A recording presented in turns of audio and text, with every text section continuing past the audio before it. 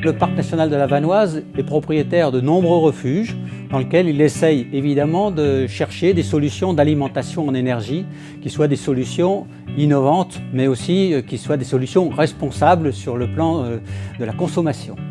Et voilà, on est un site isolé, c'est-à-dire qu'on n'a aucun accès. On est visité essentiellement par des randonneurs qui sont en itinérance et on n'a pas d'énergie.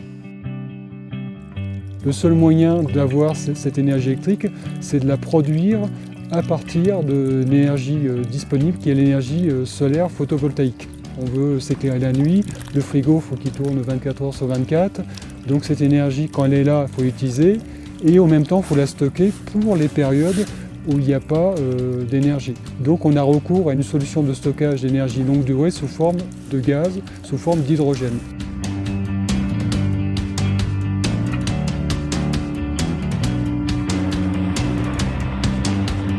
Nous sommes ici sur le refuge du col du Palais. Nous avons un nouveau bâtiment qui est en cours de construction.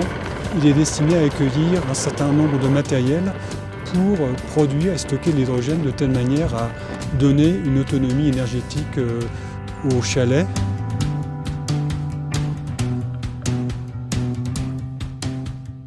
Les panneaux photovoltaïques produisent de l'électricité qui est stockée dans un parc de batteries. Ce parc de batteries est un espace tampon qui est déchargé ensuite dans l'électrolyseur qui produit de l'hydrogène et cet hydrogène est stocké. Et par période de pointe, l'hydrogène est recombiné avec l'oxygène de manière à produire de l'électricité qui est reconsommée par le refuge. Le stockage d'hydrogène qu'on a permet d'avoir une autonomie d'à peu près 11 à 12 jours.